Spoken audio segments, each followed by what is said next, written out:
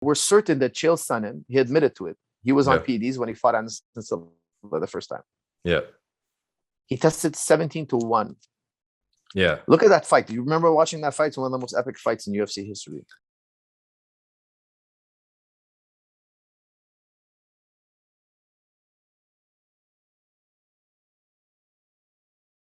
Tainted supplements, for me, like, you might know that supplements already tainted. Like, a lot of these supplements are fronts for guys who are selling drugs. Yeah. Yeah. A lot of people, I don't think they realize that sometimes reverse engineering which drug you take is based upon, well, if this is tainted with this, how about let's third party test a bunch of supplements, find a tainted one, and then, oh, it has this in it. Maybe I'll start taking that because I have this excuse now of the shit that was tainted.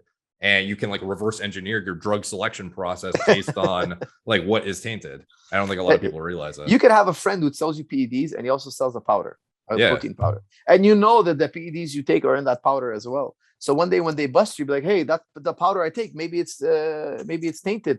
They go and they buy them off the shelves. That guy's selling PEDs. His powder is just a front. Yeah. And then all of a sudden they tested, oh yes, it is tainted. Yeah, it's tainted. I knew that, he knew that, and the guy selling me the drugs knew that. We all know that. Yeah. So there are so many ways to get around the testing. Yeah. At the end of the day, it's a game. Like, I mean, you should really read up on the Victor Conte Mosley story. It's quite interesting, actually. Yeah, I'm pretty familiar with the Conte one. I just forgot that Mosley worked with him. Like, I forgot all the athlete names. Like, I'm more familiar with the sprinters that worked with him, but like I'm pretty familiar with, the designer drugs he, had created for him by Patrick Arnold, the kind of way they circumvented testing and whatnot. Very, very interesting shit. Obviously, one of the most insightful stories in, surrounding the PED world. One interesting case, because we're talking about certainty, right? We know we're certain that Chael Sonnen, he admitted to it. He was on PEDs when he fought Anderson Silva the first time. Yeah. He tested 17-1. Yeah. Look at that fight. Do you remember watching that fight? It's one of the most epic fights in UFC history. Yeah. He's literally outstriking Anderson, dropping him on the floor. He's just all over him, standing on the ground, just all over him. Then they bust him. And the next fight, he's allowed 6-1. And this time they're more stringent on him. Look at the difference in the fight. Like, one fight, he's toying with the guy. He's outstriking. And if you look at the receipts. Yeah. What was Chael Sonnen striking like before? Yeah. Okay, but he was winning only with wrestling. Now he's knocking down Anderson Silva, like he's tagging him. He's just beating, like Anderson Silva has nothing for him. Then they take that away. They bring him back down to 6-1 because it was actually legal back then to be 6-1.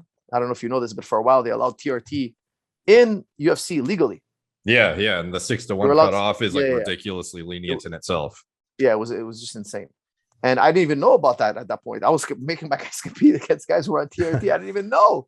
I didn't even know it came out later. I'm like, what do you mean? My guy fought, he was on TRT. Yeah. I'm like, what? Nobody told me when you signed the contract. They said, because they didn't tell me, hey, this guy, by the way, you're fighting is on TRT. I would have been had a different mind about it.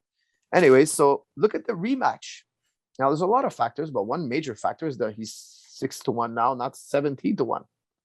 Mm-hmm. Look what happened in that fight. He had to revert back to wrestling. The striking exchanges were because when you're on PDs, you can hit harder. You could take more shots. You have much more, I would say, explosiveness, speed. Like you're just at a higher level. You're operating at a higher level. It just goes to show what kind of difference it can make. There we have almost a controlled experiment, almost. Yeah. You run it back with half the testosterone, even less than half the TRT. Excuse me. It just doesn't give the same effect. Now, of course, it's just one anecdote, but I can give you many. For instance, Sean Shirk got busted. Oh yeah, that guy was. He couldn't get in the top 10. What's that? Yeah. I said that guy was sauced out of his mind. Oh my God. Listen, I remember one of the guys I was training was fighting him, and they showed me his because they were doing like a countdown show where they film his fighting, and then they film, like, they're showing you everything he does in fights, right? George was fighting him, and another guy was also fighting him throughout the years. And I was watching his training. He did three anaerobic trainings in a day. He did mitts and double leg drills, like a really aggressive. And he did like a caveman training, basically circuit training. And then at night he went to run hills with weight training. Like there's not enough testosterone in a human body. Yeah. It would be counterproductive. Yeah. You would get weaker. If you train like that naturally, you would get weaker. Yeah. Now, maybe he's a genetic freak. Possible. Let me see the receipts. I go back, look. The guy was a very normal looking human being growing up. The guy was on so much steroids. After they busted him, he couldn't win a fight in the top 10. Yeah. The guy who was taking everybody down, never slowed down even the slightest bit. All of a sudden, he's struggling with a guy who's ranked number 8. Yeah. Tim Sylvia is another great example. Tim Sylvia I think he knocked out like, I can't remember, like 9 or 10 guys in a row. He wins the world title, knocks out Rico Rodriguez with a one shot, touch of death, just dropping guys. Then he gets busted, gets cut from UFC. The guy's just not able to maintain. He's not able to even stay at that level. He's not even able to stay inside UFC. He gets knocked out later on by Rick Mercer with one punch, a 45-year-old ex-boxer with literally one punch. What happened to that guy who was landing one shot, one kill? Yeah. By punching. The Thiago Alves before and after, pretty dramatic too. Oh yeah. my God. That one was hectic. There's a lot of night and day. It's like, look, if you're a black belt in jiu-jitsu, a legitimate black belt, you don't just fall off. You don't go from black belt to blue belt level. You don't fall off that far. You have 10 years of intensive study. You don't, if you're a PhD in math, you don't just wake up one morning and you forget everything you know about arithmetic. Yeah. Like it would be a slow decline. If you have a quick drop in skill, something is wrong, man. You're missing a fundamental part. For instance, if you train somebody in boxing on PEDs, they're not going to have the same movement and skill they would have if they were off PEDs. Why? Because they prefer going toe to toe. They're bigger and stronger, so they develop a style that reflects what assets they carry with them. Right. Like a great example of this is Rigondeaux. Rigondeaux, one of the best boxers to ever come out of Cuba. He won 200 fights in a row. Listen to this, okay? Amateur boxer in Cuba. Look how special this guy is. He won 200 fights in a row, lost one, and then went on to win 200 more fights in a row in Cuba. You understand? Like, Cubans are the best boxers, and this guy won 200 fights in a row twice. Yeah. But he's notorious for having the weakest chin ever. Yeah. Freddie Roach trained him. I never got to work with Rigondeaux. I'm not in that boxing world, but he told me he has the greatest defense he's ever seen. That's what Freddie Roach told me about Rigondeaux. The greatest defensive fighter he's ever seen. And look at Rigondeaux's first fight. This is how amazing this guy is. His first fight in America, he's just toying with this fighter, just toying with the guy.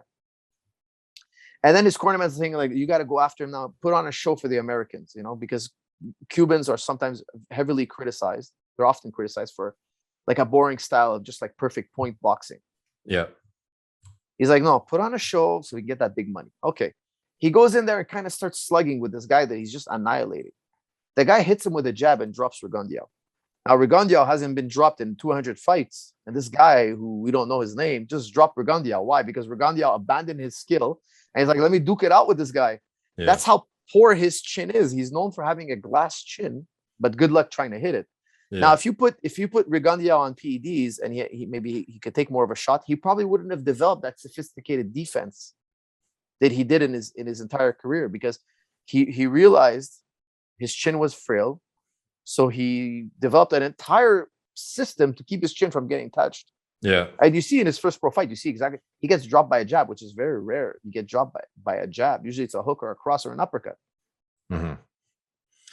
Yeah, I wonder how many guys develop their fighting style just purely based off the anabolics they're exposed to. Like Costa's fighting style, for example, like he's definitely improved in all the aspects you talk about in your AMA. Like you're one of the people who I referenced in my kind of speculation about his use versus not, but he has like a very, just like, he abandoned this during his Adesanya fight, obviously, but prior to that, it was just like push forward, aggressive as fuck, just like the most testosterone style fighting you could possibly imagine. Rock 'em, sock 'em. Yeah, exactly. Look, here's the thing. If I can't teach a regular Joe to do what you do, I have to ask myself why. Well, in the case of Costa, I would say it's torque. If you try to fight like Costa and you don't have his torque, it won't work for you. Right. If you don't have the ability to absorb shots like he does, it won't work for you. So you could say that about almost any style, but there's a raw talent there, or a synthetic talent that we need to cultivate, because if it's not there, the system doesn't work. It relies on this. So that's why I don't believe there's one fighting style for everybody, because everybody has different traits. Everybody has different gifts, and some men's talent is based on synthetics. If I take away the synthetic hormones that they take, their style falls apart. Yeah. And we've seen that after USADA. We've seen guys, I don't want to name names, but we've seen guys who were elite, can't beat a guy in the top 10 now, but they were in the elite 1%. Now they can't even beat a guy in the top 10. Yeah. They've completely fallen off. Yeah. With touching on the whole Costa, like I mentioned the Adesanya fight briefly, do you think if he stuck to his original game plan, it would have gone well? Actually, obviously his game plan was a bit different than what his normal fighting style is, but do you think if he did his traditional grind forward, just super aggressive, testosterone? I think he tried, but he couldn't on Adesanya. Adesanya's lateral movement and switching of stance was too much, and the kicks were below Costa's radar. Right. The kicks were in and out, hitting their target before Costa could even react. That was one of the most masterful performances I've ever seen. I gotta say, Adesanya, when he beat Costa, I believe it was his 100th win. He's got the receipts for it. Okay, that's a lifetime of training, a lifetime of precision, practicing a precision. Those kicks were surgical, and then he ended up landing the combinations with the hands.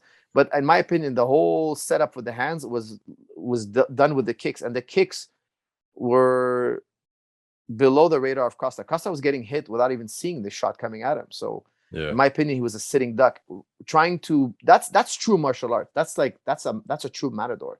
Yeah, he was in and out in a way at an angle that Costa couldn't deal with, and torque didn't matter. That's the ultimate goal of martial arts.